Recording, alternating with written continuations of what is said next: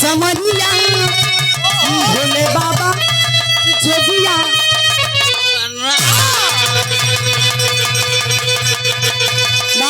से देखे बहुत सही हुआ। संगत हो जाइए पड़ जाइए सर। आई तनी से 4 लाइन भूमिका में गुरुजी लिखत हुवन वीरन के ऊपर। हरिओम भैया देखिए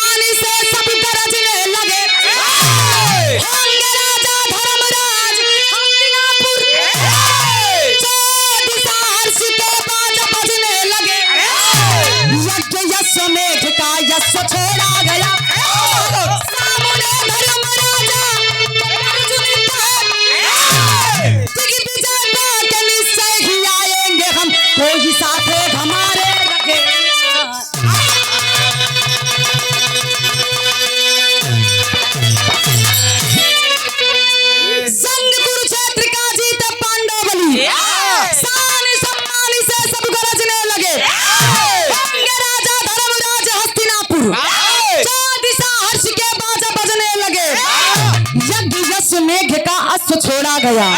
सामने धर्मराजा के अर्जुन कहे विजय पाके निश्चय ही आएंगे हम, कोई साथे हमारे रहे ना रहे। बस ये सही के बार ए भैया कहानी वे समय के बाद जौने समय 5 पांडव कुरुक्षेत्र के मैदान में विजय प्राप्त कैलन। पांडवन के अंदर घमंड आ गई कि धरती पे हमरा से बढ़ के कोनो वीर हइये नहीं हुआ। अर्जुन ही अकेले बाप फुला में खोलन की भैया कुरुक्षेत्र के मैदान में इतना बड़ा बड़ा वीर आई रहलन, लेकिन हमरे धनुष के आगे केहू के चलल। धरती के सबसे बड़ियार वीर हम ही बानी। ए बाबू बतिया भगवान कन्हैया के पता चलल। आज भगवान कन्हैया अर्जुन के बुलौलन, और जब अर्जुन के बुलौलन है पंचो तो एक माया कैलन। वो माया का कैलन? अर्जुन से कहलन कि एक अश्वमेघ यज्ञ के रचना करा। वो अश्वमेघ यज्ञ के रचना करा, एक घोड़ा छोड़ा, घोड़वा के मस्तक पे लिखवा दा, जे भी हमरा से जीती, जे भी हमरा से जीती राज्य के उत्तराधिकारी हुई। ए बाबू घोड़ा छुटल बा, घोड़ा आगे आगे, अर्जुन जी पीछे पीछे। जे भी देखत बाप ये सोचत बा कि बाप रे बाप ये अर्जुन के घोड़ा हा। हे अर्जुन जकरा के कुरुक्षेत्र के मैदान में केहू हरा ना पुलस, घोड़वा के देख के लोग छोड़ देते हुए, लेकिन वो घोड़वा के पकड़ने का बा। विराह में एक लाइन गजल के नमूना है गुरुजी। और ये देखें धर्म के गार्जियन महेंद्र यादव धनेपुर की धरती से गार्जियन की तरफ से 101 रुपया के आशीर्वाद बहुत बहुत प्रणाम है। कैसे गुरुजी? बाबू देखे तनी बढ़ावा था। हेलो बाजा वाले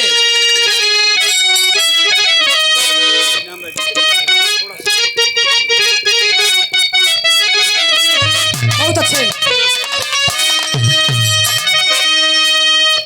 बड़ी पुरान गजल के नमूना बा। कैसे गा में? बहुत अच्छे। और छिटा कब्र से निकल और बढ़ा बढ़ा वाह। और छिटमता कब्र से निकली, और छिटमता कब्र से निकली, या मेरे वो रसूल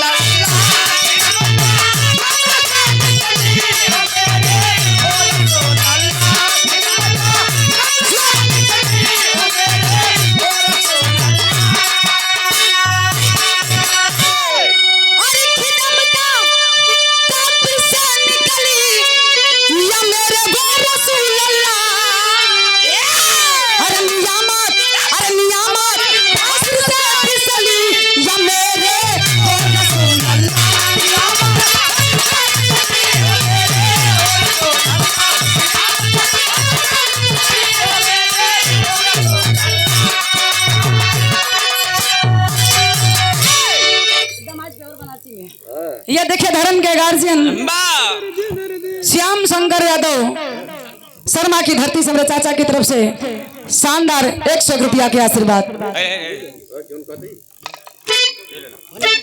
राजेंद्र यादव पूर्व प्रधान रसुलहा की धरती से 100 रुपया के आशीर्वाद। शंकराचार्य यादव धनेपुर की धरती से 100 रुपया के आशीर्वाद। बहुत बहुत प्रणाम भैया। भाव में कभी से लिखा था उनका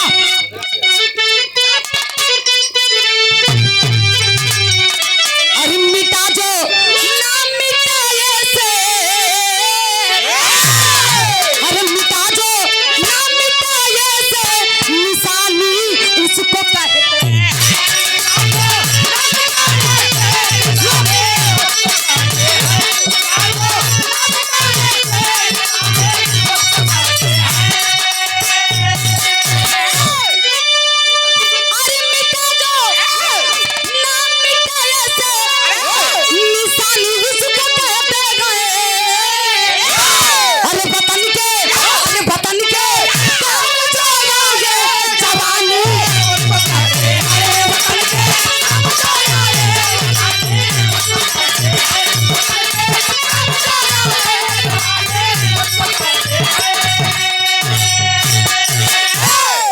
मिटा जो ना मिटाए से निशानी उसको कहते हैं। अरे वतन के काम जो वाये जवानी उसको कहते हैं।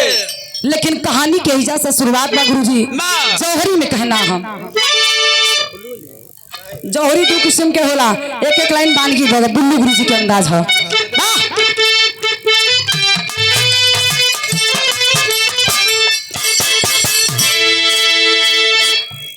समय अर्जुन जी चलत हुवन वे समय कवि जी वर्णन करत हुवन बुल्लू गुरु जी लिखलन कैसे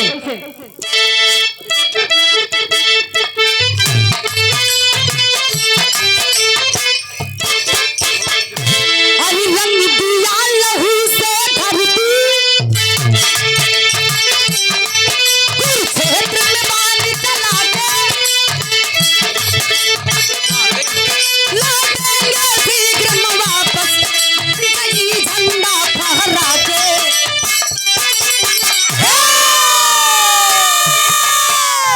लेकिन अब स्वर्गीय रामदेव उस्ताद के लाइन लेला बस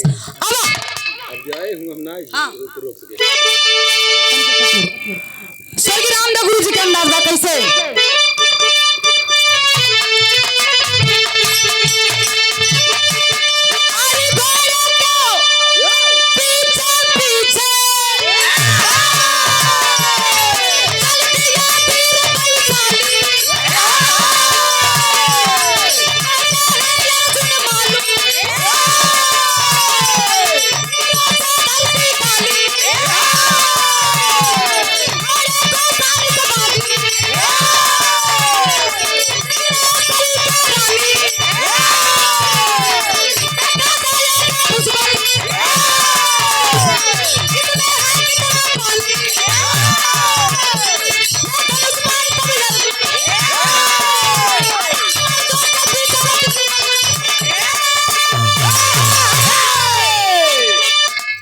बस कर जाएगा तनी से लड़का है बेचारा में ट्रेनिंग में चलता कोनो दिक्कत नहीं बा। हरिओम भैया बस तनी से पूर्वांचल करा। श्याम शंकर यादव ये हमारे गार्जियन की तरफ से दूसरी बार 100 रुपया के आशीर्वाद। बहुत बहुत प्रणाम। आई कहानी के शुरुआत हिसाब से बा घोड़ा आगे आगे अर्जुन जी पीछे पीछे। राम हरख यादव रसुलहा की धरती से शानदार 100 रुपया के आशीर्वाद। बहुत बहुत प्रणाम हो। आज कंचनपुर के रहे वाली एक प्रमीला जेकर नाम प्रमीला शेरनी बतावल गई। कंचनपुर के रानी जब अर्जुन के घोड़वा देखलिन सरिया में आग लगल बा कहलिन अरे बाप रे बाप अर्जुनवा कितना घमंडा गई। अरे वो है अर्जुन जिके अपने वीरता पे इतना बड़ा घमंड आज के बतावे की पड़ी के कर औकात कितना है। ए पंचो प्रमीला ठान लेलिन अर्जुन आइल होन आवाज देलन कि हमार घोड़ा के बदले बा। प्रमीला बाहर निकल के आई कलश के अर्जुन ज्यादा बोली हाँ तो के लौकत नहीं भाई घोड़ा के हम ही बदले हई। अगर बड़का मर्द हुआ बड़का पीर हुआ तो एक काम करा हमारा से युद्ध करा या अपन घोड़ा।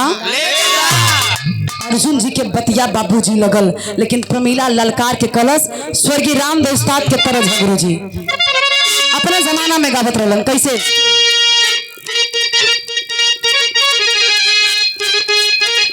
ना स्वर्गीय रामदेव उस्ताद के तरह झा अपने जमाना में गौलन कैसे गौलन वाह सही है। अरे गैला बसंत ऋतु अरे गैला बसंत ऋतु अरे उड़े लगा रबी रे मोरी दहिया भईलबा कि मोरी दहिया भईलबा अरे पिया रबी रे मोरी दहिया भईलबा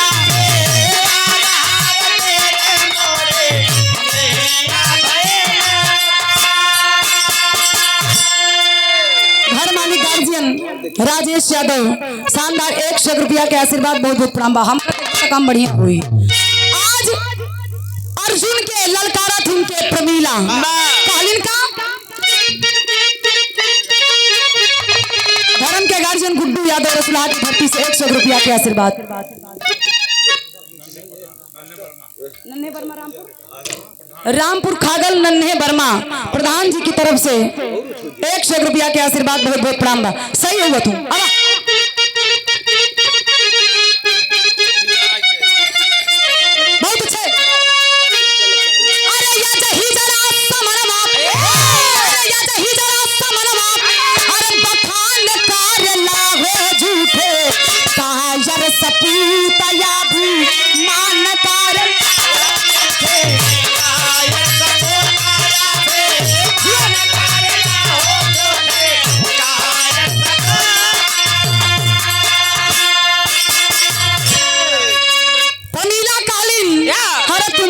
मौगा हुआ कैसे बतावत हूँ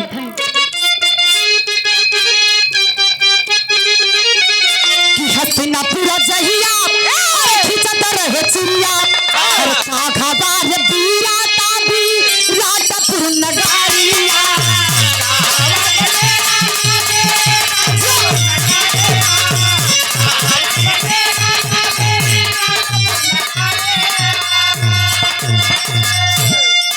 राजेंद्र प्रसाद यादव रसुल्लाह की धरती से पूर्व प्रधान शानदार 100 रुपया के आशीर्वाद। प्रमीला ललकारा थई कैसे काखा बार बीरा ताबी रातपुर नगारिया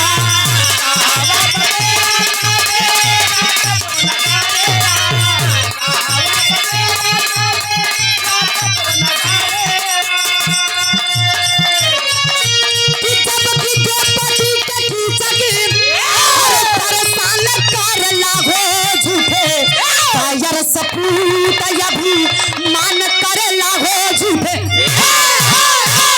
अब सही हो ए भैया प्रमीला आज बतावत ही कि अगर इतना बड़ा वीर रहला तो तुहार धर्म पत्नी 5 मर्दन की कलौती बीबी द्रौपदी के दुशासन बीच दरबार में चीर खींच लिया। वे समय तुहार वीरता कहाँ रहल जौने समय विराट नगर में कीचक द्रौपदी के साथे गलत काम करे चलस वे समय तुहार वीरता कहाँ रहला। वहाँ वीर नहीं बनला वहाँ मौगा बन के टहरत रहला। ए भैया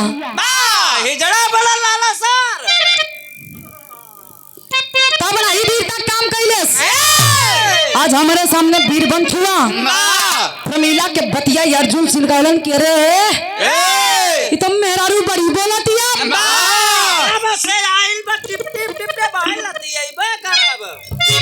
ऐसे कहत रहन। अर्जुन कहत रहलन। अच्छा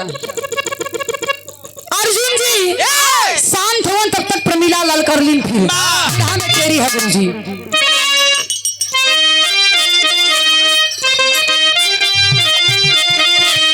अरे जवानी जागी करके गर्जना, अरे जवानी जागी करके गर्जना, ये खबर मोच नहीं है, ये खबर मोच पे पानी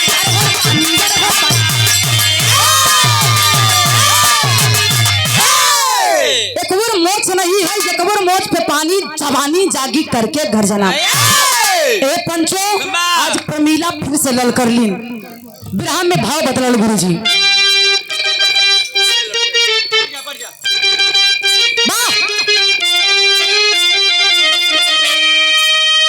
स्वर्गीय रामदास तात के तरह था अपने जमाना में गाँव में डरा मत गुरु जी।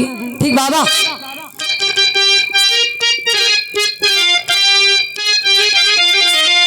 अरे हमारी पाइजे पुरोज हीरा जरादा, अरे झूलनी पौड़ली, अरे झूलनी पौड़ली, अरे जहरिया बुरादा, हमारी पाइजे बराज हीरा।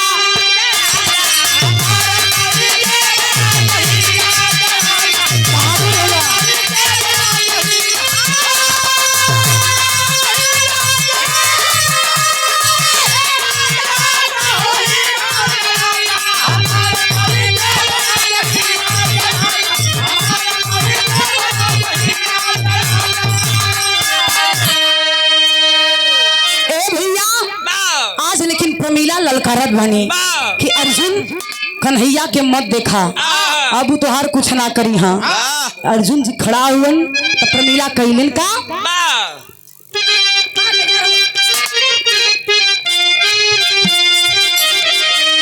अरे चलावा बनवा सनवा मरन अर्जुन, अरे बोली प्रमीला, अरे बोली प्रमीला बिचारा ना अर्जुन,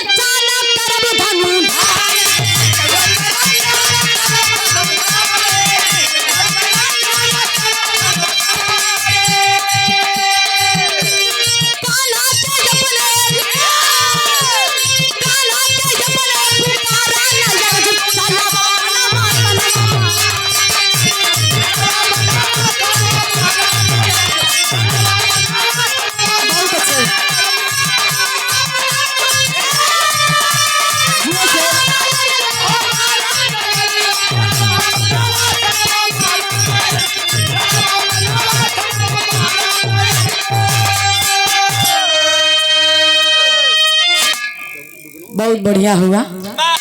ए भैया आज अर्जुन जी विचार करते हुवन तब तक प्रमीला खींच के थे बाण मरले बाप। अच्छा प्रमीला खींच के बड़वा मरलास, अर्जुन के रथ के पहिया अलग हो गई, रथ के पहिया अलग भइले बाबू। अर्जुन जी खड़बड़ा के धरतिया पे गिरलन, और जब धरती पे गिरलन है पंचो अर्जुन जी मूर्छित अवस्था में, जब अर्जुन जी मूर्छित अवस्था में भइलन पानी के छींटा पड़ल बा, अर्जुन के होश आइल बा, अर्जुन के क्रोध आ गइल बाबूजी। अर्जुन के क्रोध आइल तो अर्जुन एक गलती कइलन, गलती का कइलन भगवान कन्हैया एक अस्त्र देले रहलन जौने अस्त्र के नाम रहल मोहन। सीख भी देलन कि अस्त्र के कभो चलैहा मत, जब भी चलैबा पूरी दुनिया खत्म हो जाई। लेकिन अर्जुन आज वह गलतियां करे चलत हुए। महेंद्र प्रताप यादव धर्म के गार्जियन परम आदरणीय परम सम्मानित श्री महेंद्र प्रताप यादव रसुलहा की ऐतिहासिक पावन धरती से शानदार 501 रुपया के आशीर्वाद, पैर छू के पहले की आशीर्वाद के कामना बा। ए पंचो आज प्रमीला के ऊपर से मोहन नस्र चलल तो प्रमीला के क्रोध आ गई, ओहो लेकिन वो मोहन अस्त्र, ए भैया ए हेलो,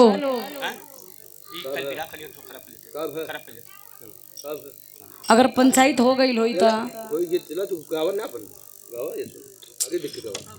प्रमीला के पास जब मोहन अस्त्र गई तो प्रमीला वो मोहन अस्त्र के प्रणाम कैलिन और मोहन अस्त्र भी प्रणाम करके लौट आइल। अर्जुन के माथा खराब हो गई कि बाप रे बाप, जौने मोहन अस्त्र के केहू काट ना पौलस, आज एक मेहरारू मोहन अस्त्र के काट देलस। अर्जुन समझ गईलन कि प्रमीला कोई साधारण नारी नहीं है, ये बहुत बड़ी नारी है। कौन नारी? पानी भरे वाले भाई उदयराज यादव, सूर्या के ऐतिहासिक धरती से 100 रुपया के आशीर्वाद। पागल पानी भरे वाली नारी के नहीं बात करते ही, मेहरारू जानेला नहीं जानेला, मंगल भाई बताइए। मेहरारू नहीं जानेला, मंगल के पास ना भाई के जाने मेहरारू खेते में पाई जाती है। हाँ तो और बाबू बोवत है जवन तार बाबू तोरे मेहरुआ के रखले हुवन। ए भैया आज प्रमीला के सामने मोहन अस्त्र प्रणाम करके लौट आई। अर्जुन के माथा खराब। अर्जुन कहलन का गुरुजी पापट में कहना है।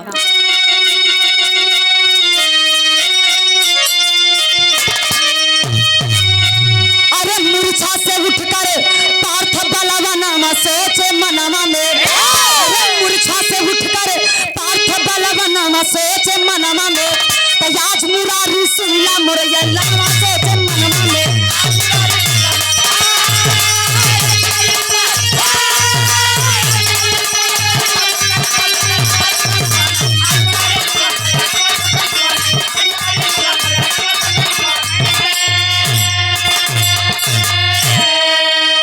अरे जग में बचा सकता नहीं कोई उस नारी की जान, अरे मोहन अस्त्र साधु के मारे पार्थ बलवान। ए बाबू भगवान कन्हैया के क्रोध आइल, भगवान कन्हैया चल देलन। आज प्रमीला के पास से वो बाण प्रणाम करके लौटल बा तो अर्जुन के प्रमीला एक बाण खींच के मरलिन। वो बड़वाई अर्जुन के पीछा जब कैलस तो प्रमीला के बाण के डर से अर्जुन जी भागत हुवन कन्हैया की तरफ। कन्हैया की तरफ जब गइलन तो हुकत का बा गुरुजी आल्हा में। बहुत अच्छे। अरे जब यार अर्जुन जीतले हर महाभारत कई लड़ैया बाबू,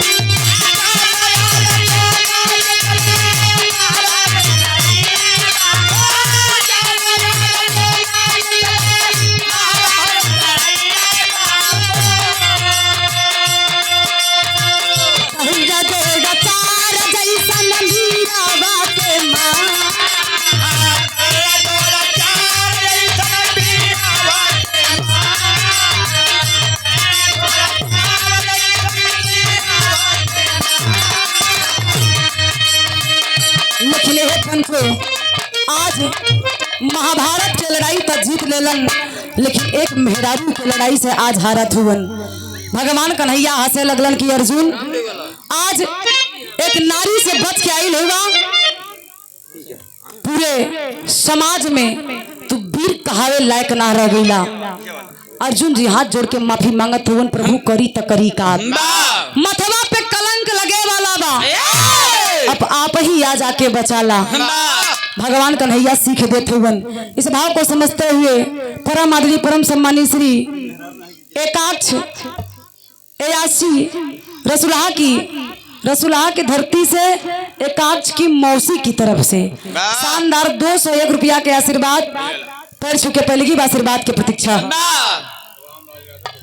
रामराज यादव रसुलहा की धरती से शानदार 101 रुपया के आशीर्वाद, बहुत बहुत पहले की प्रणाम बा। उपस्थित जनता जनार्दन के पैर छू के प्रणाम हो, आशीर्वाद के कामना बा। आल्हा बदल गई गुरुजी।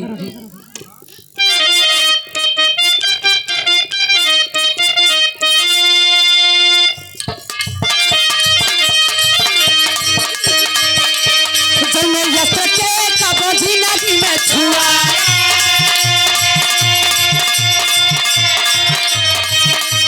शंकर राहल मिट जाई सारा संसार वो बांध मार के लाचारा का भाई मजा के पानी लिया सावर तुमका सना सना बलवा चलावे महारानी जय माता दी के गुजर बजाया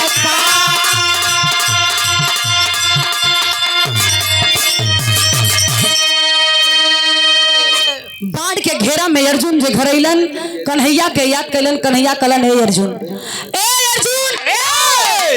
एक बात हमारे ध्यान से सुनला ई धरती पे वीरन से खाली जिंदगी में कबो घमंड और अहंकार मत करिहा कहे से कि जे घमंड कैले बकर विनाश आज अर्जुन जी के सीख देलन कन्हैया लेकिन कहलन कि बाढ़ से हम ना बचा पाई दुर्गा काली चामुंडा का रूप लेके प्रमीला आइल है अगर जान बचावे के बाद प्रमीला के सामने जाके नतमस्तक हो जा प्रमीला माफ कर दी हाँ ए बाबू आज प्रमीला के पास अर्जुन गईल हो तो भइल का गुरुजी खड़ी में कहना धर्म के गार्जियन अशोक यादव रसुल्हा की धरती से 101 रुपया के आशीर्वाद बहुत बहुत प्रणाम हो आशीर्वाद की प्रतीक्षा बा और ये देखें बिरा के बड़े सुंदर कोरस वादक रंगलाल पाल ग्राम रसुल्हा की धरती से 101 रुपया के आशीर्वाद हमारे गार्जियन के पिताजी श्री राम निवास पाल खलीफा गणेश अखाड़ा से यानी हमारे अखाड़ा से गुरु जी की तरफ से 101 रुपया के आशीर्वाद बहुत बहुत प्रणाम हो आओ गुरु जी खड़ी में कहना हो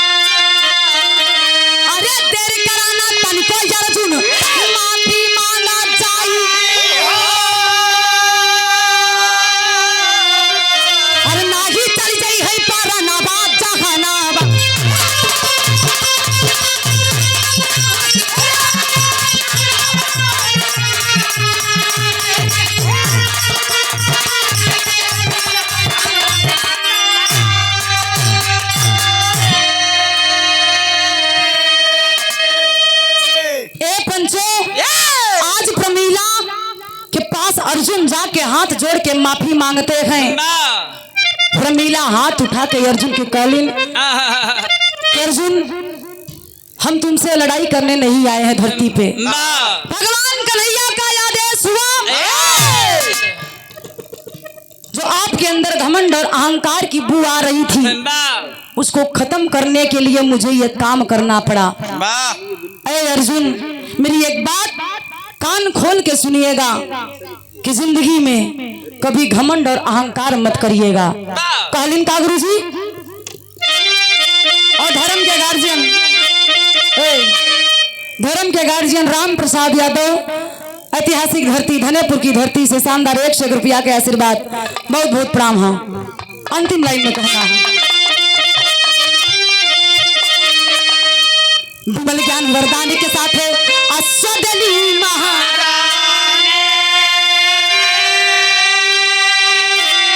अरे करना घमंड न दुनिया में होती घमंड की घानी हो तब चल ले अर्जुन बाला बनावा भूला के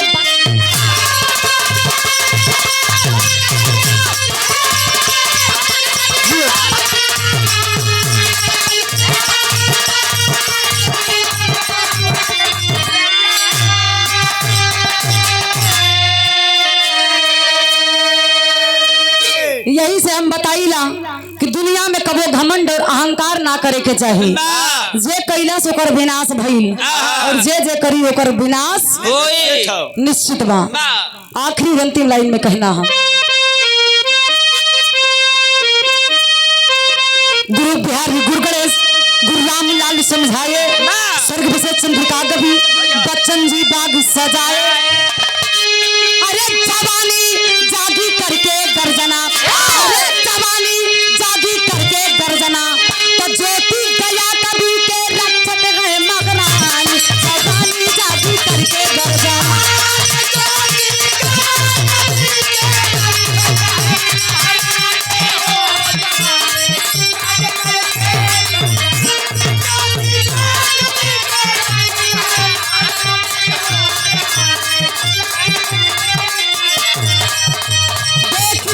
संसार की हालत कैसी है भगवान, कितना बदल गया इंसान।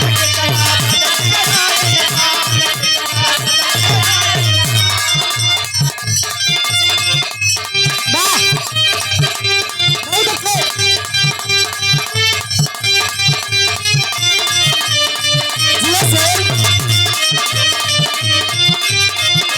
सूरज न बदला, चाँद न बदला, ना बदला आसमान, कितना बदल गया इंसान।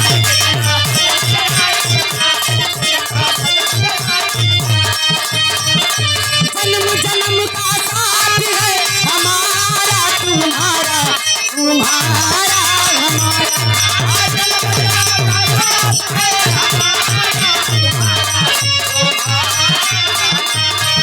तुम्हारा हमारा। एक बार प्रेम से बोलिए जगन्नाथ स्वामी की जय। अच्छा, सब क्यों भक्त नहीं हुआ का? अबे बिरहा गई, अबे एक खोर गई।